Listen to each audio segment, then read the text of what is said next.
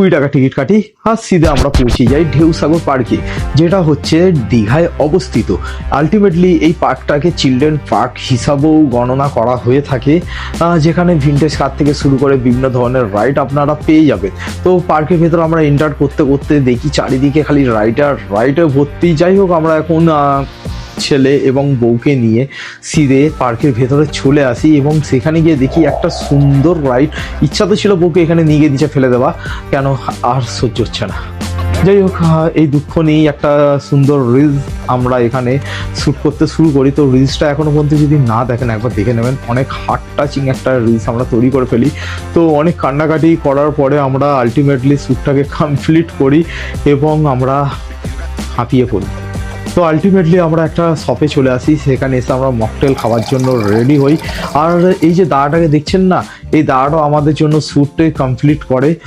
সেই শ্যুটটাকে অতি অবশ্যই আপনারা দেখবেন, খুব সুন্দর কাজ করেছে এই দাদাটার নাম হচ্ছে সুমন দাস। ওকে, আলটিমেটলি আমরা এখানে মকটেলটাকে এনজয় করতে শুরু করি। দাদা আমাদের জন্য মকটেলটাকে সার্ভ করে, আর টু বি অনেস্ট বলছি এই মকটেলটা সত্যিকারে খুবই ভালো ছিল।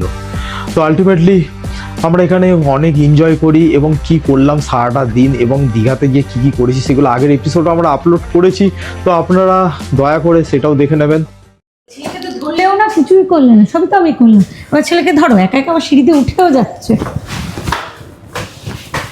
সত্যি বলতে সেই সুপার কোথায়, ইচ্ছা তো ছিল ফেলে দেবার।